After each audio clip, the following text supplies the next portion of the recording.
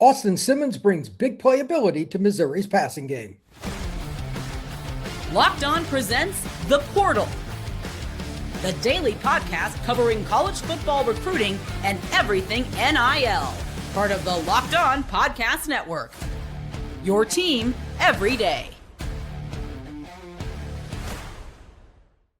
Into the Portal Podcast, where you get your daily recruiting, NIL, and transfer portal scoop. I'm your host, Brian Smith, longtime college football recruiting analyst. Thank you for making the Portal Podcast your first listen each and every day, right here on the nation's #1 podcasting network, Locked On.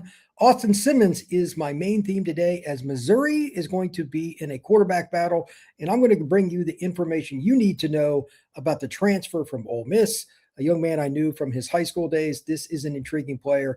And it's about the deep passing game. We'll be discussing that later on in the show, something Missouri definitely missed in 2025. We're also going to talk about still having a balanced offense. Ahmad still resides in Columbia, and they have other running backs too. This is a deep group. And overall, who is Austin Simmons? That's what I want to talk about right here. If you take nothing else from today's podcast, the next 30 seconds are most critical. Intelligent, humble, talented, and driven. All of those attributes define Austin Simmons. They always have. What's ironic? His best sport may not even be football. He's a 90-plus mile-an-hour guy off the bump as a left-handed pitcher. He's accurate in everything he does. He's precise, and he's one of the most intelligent young men that you will meet. He graduated high school in just about 2 years. He is now at Missouri after his time with Lane Kiffin at Ole Miss. I expect him to come in and win the job, and here is the other reason why. He's not a guy that's going to take it easy on the competition. He's going to come in guns blazing. Austin Simmons is 6'4", 215, has the arm you're looking for, has the mental aptitude to make all the reads on time and throw it down the field and make things happen. And above all else, Missouri has an offense that is set up for play action and the type of quarterback that Austin Simmons is. The run game is one of the best in the nation. You have to commit an extra hat to the box against the Tigers or risk them running for 200-plus yards.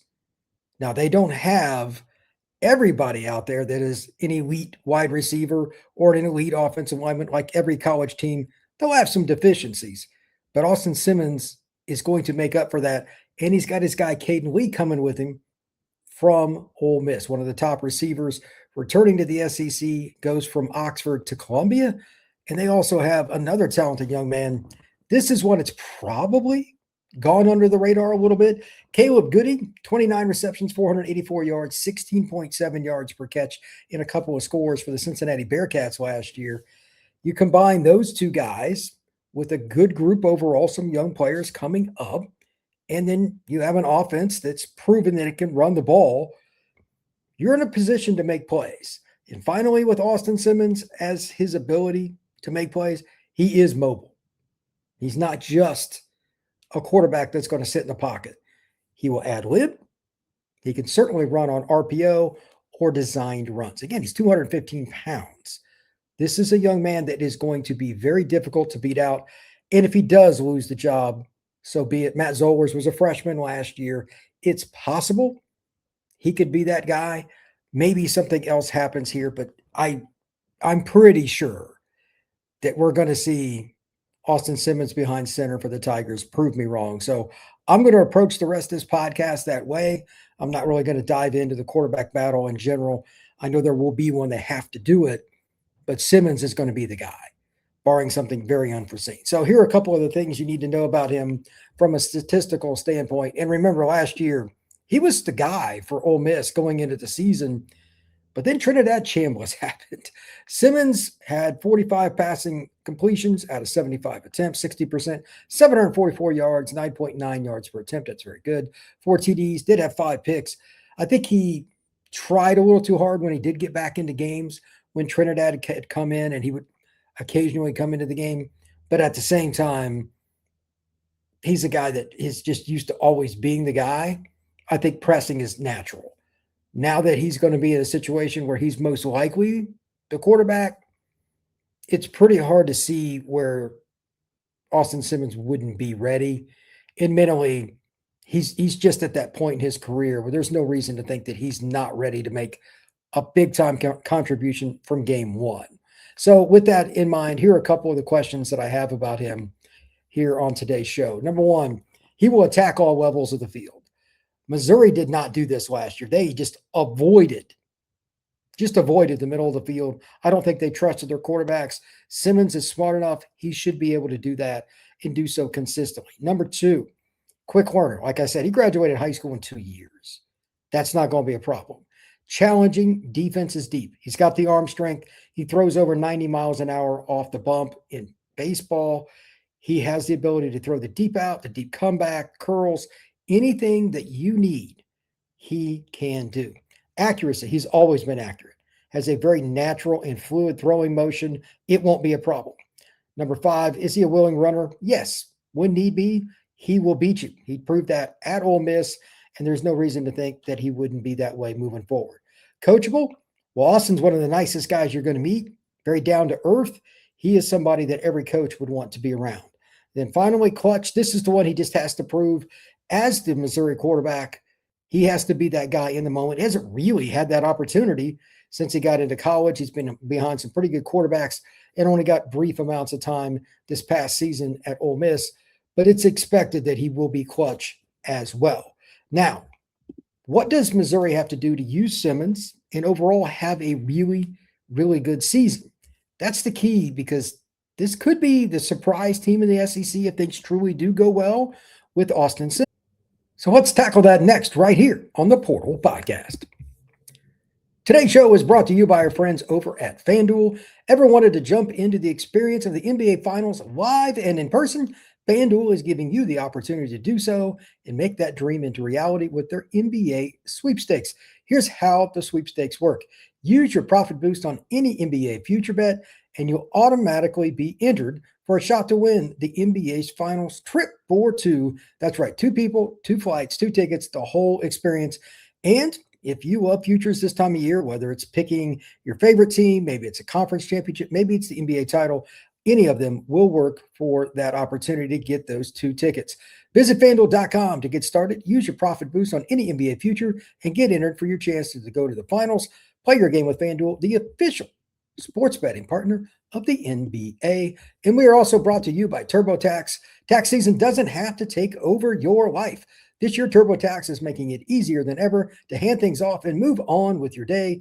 Visit TurboTax full service. You can have your taxes done by an expert from TurboTax, just a local person too. It doesn't have to be somebody far away, and it can be done start to finish without the stress or the guesswork of all the extra things that you don't know what to do with as a person doing it yourself. So instead, spending hours of trying to figure out all those forms, W-2s, 1099s, what you should or should not be doing, let a TurboTax expert handle it for you so you can get on with your day. For a limited time, you can also have it done for $150 all in with the TurboTax expert if they didn't file for you last year. Just filed by the 28th of February.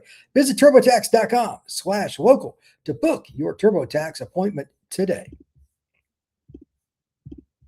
Take your game to the next level with the Everydayer Club right here on the Locked On Podcast Network and Locked On the Portal. It's pretty simple. The best thing about this, $5 a month or $50 a year, no ads on your audio feeds. Whatever you want, wherever you go, you get them with no ads. That's right. And there's a Discord. Just check out the description down below in the link. Check out the Everydayer Club with Locked On the Portal. Now let's talk a little bit about being a balanced offense, what their schedule is, and everything that kind of comes along with being a part of this offense.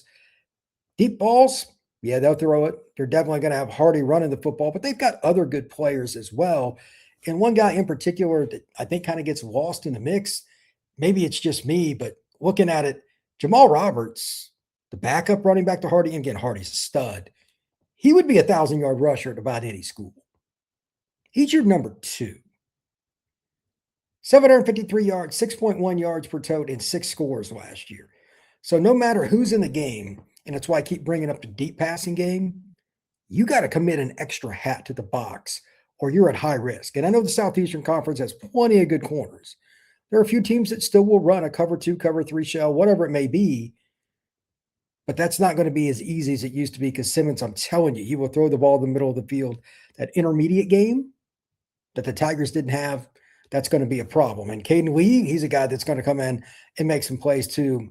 Cayden, this past year, he was a really big-time contributor to a very balanced Ole Miss offense. He had over 40 receptions. They're still going to be able to move the ball down the field. I don't think they're going to have any problems with that. And to that end, if you think about Missouri, they've been pretty good at wide receiver the last several years. Donovan Olugbode is not going anywhere. 30 catches, 401 yards last year. He was only a freshman. So when you combine him with the other guys that are coming in, Cayden, and again, the young man, Caleb Goody, the wide receiver from Cincinnati, that's a really good combination. And the running backs are good. They should be a very well-oiled machine.